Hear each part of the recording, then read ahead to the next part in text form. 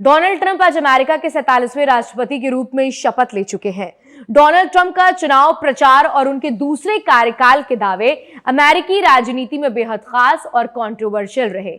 ऐसे में ये जानना बेहद जरूरी है कि आखिर वो कौन से बड़े दावे हैं जो ट्रंप अपने दूसरे कार्यकाल में कर सकते हैं, और इस वीडियो में आज उसी का जिक्र करेंगे।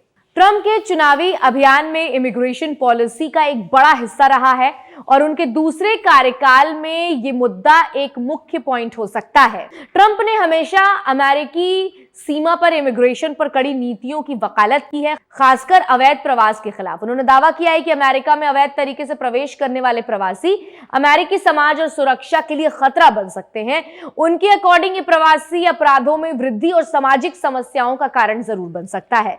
ट्रंप का यह भी मानना है कि अवैध प्रवास को रोकने के लिए अमेरिकी नागरिकों के लिए अधिक रोजगार के अवसर मिलेंगे और अपराध दर कम होगी।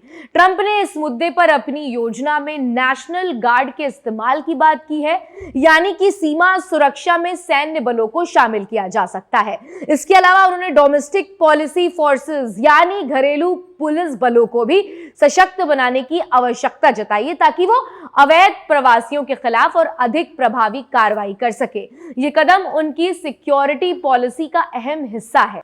अब बात करते हैं इम्पैक्ट ऑन सिटीजनशिप सोसाइटी, यानी कि नागरिकता और समाज पर इसका क्या प्रभाव है।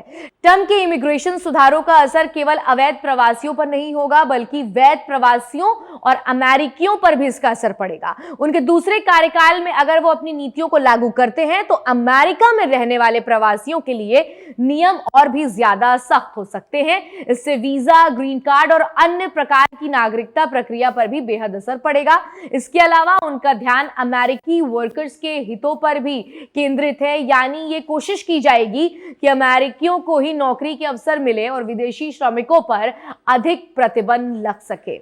वहीं आपको बता दें कि पॉलिटिकल एंड सोशल ऑपोजिशन पर भी इसका एक विरोध रहा। हालांकि ट्रंप की इमिग्रेशन पॉलिसी पर बहुत से लोग सहमत नहीं हैं। आलोचक मानते हैं कि ये नीतियां ह्यूमन राइट्स यानी मानव अधिकार का उल्लंघन कर सकती हैं और ये प्रवासियों को अमेरिका में आने से रोकने के बजाय उन्हें और संकट में डाल सकती हैं, या ये भी कह सकते हैं कि अमेरिका में डाइवर्सिटी पर नकारात्मक असर पड़ेगा और ये कई प्रवासी समुदायों के लिए असुरक्षा के डर का कारण बनेगा। प्रचार में और भी दूसरे अन्य मुद्दे थे। इसके अलावा ट्रंप ने अपनी नीतियों में अमेरिका में इकोनॉमिक ग्रोथ यानी आर्थिक वृद्धि को बढ़ावा देने, टैक्स में कटौती और अमेरिकन बिजनेस कि विदेशों से आयातित सामानों के मुकाबले अधिक प्रतिस्पर्धा बनाने की बात की है, यानी कॉम्पिटिटिव और ज्यादा होंगे इकोनॉमिक वाइज को मजबूत करने के लिए। इसी के साथ उन्होंने अपने पहले कार्यकाल में ग्लोबल ट्रेड के साथ व्यापार समझौते को फिर से स्थापित करने और ट्रेड इम्बैलेंस को ठीक करने का भी प्रयास किया था, जो उनके दूसरे कार्यकाल में भी जारी रह सकता है। ट्रंप का दूसरा कार्यकाल खास रूप से उनके सख्त इमिग्रेशन और सुरक्षा नीतियों के लिए पहचाना जा सकता है। अगर वो अपने चुनावी वादों को पूरा करने में सफल रहते हैं तो ये न केवल अमेरिका के भीतर एक सामाजिक और राजनीतिक संरचना को प्रभावित करेगा, बल्कि इंटरनेशनल पॉलिटिक्स पर भी इसका असर देखने को मिल सकता है। इन सभी मुद्दों पर ट्रंप के चुनाव प्रचार और उनकी योजनाओं से यह साफ है कि उनका ध्यान अमेरिका इंटरनेशनल इंटरेस्ट और सिक्योरिटी पर केंद्रित रहेगा और वो अपने तरीके से अमेरिका को फर्स्ट प्रायोरिटी देने के लिए बेहद ही अहम कदम उठाएंगे। डोनाल्ड ट्रंप का अबॉर्शन के मुद्दे पर भी रुख हमेशा से कंट्रोवर्शियल और लोगों का ध्यान केंद्रित करने वाला रहा है। उनके चुनावी प्रचार और राजनीतिक दृष्टिकोण में यह महत्वपूर्ण विषय रहा और इसके बारे में उनके बयान और नीतियां बहुत साफ रही हैं। ट्रंप का मानना है कि अबॉर्शन का मुद्दा राष्ट्र स्तर पर ना होकर राज्यों के अधिकार क्षेत्र में होना चाहिए। उन्होंने कई बार कहा है कि abortion law should be decided by individual states, यानी कि अबॉर्शन कानून को व्यक्तिगत राज्यों द्वारा तय किया जाना चाहिए। इससे ये साफ होता है कि वो पहले चाहते हैं कि प्रत्येक राज्य अपने हिसाब से ये निर्णय ले, और इसका मतलब ये है कि अगर कोई राज्य अबॉर्शन पर सख्त प्रतिबंध चाहता है तो वो ये लागू कर सके, जबकि दूसरे राज्य इसे कुछ अधिक लचीला रख सकते हैं। जब फ्लोरिडा में अबॉर्शन के अधिकार पर विवाद उठने लगा तो ट्रंप ने इस मुद्दे पर अपनी स्थिति साफ करते हुए कहा था कि वो oppose any federal law abortion यानी अबॉर्शन पर किसी भी राष्ट्रीय कानून का विरोध करेंगे। ये उनका बयान इस तरफ इशारा था कि वो चाहते हैं कि मुद्दे राज्य के अधिकार के तहत रहें और केंद्र सरकार इसमें कोई दखल न दे। इसके अलावा ट्रंप ने कहा था कि will not sign any federal law to ban abortion, यानी कि वो अबॉर्शन पर राष्ट्रीय स्तर पर प्रतिबंध लगाने वाले किसी कानून पर हस्ताक्षर नहीं करेंगे। इस तरीके से ट्रंप ने अपने स्थिति को साफ करने के लिए वो इस संवेदनशील मुद्दे पर किसी भी प्रकार का संघ हस्तक्षेप यानी फेडरल इंटरवेंशन नहीं चाहते हैं। जहां ट्रंप के समर्थक इस पूरे डिसीजन को सही मानते हैं तो वहीं उनके आलोचक इसे वुमेन राइट्स यानी महिला अधिकारों के उल्लंघन के रूप में देखते हैं। वो मानते हैं कि अबॉर्शन का अधिकार महिलाओं का व्यक्तिगत और बुनियादी अधिकार है और इसे राज्यों के निर्णय पर छोड़ने से महिलाओं को असमान रूप से प्रभावित किया जा सकता है।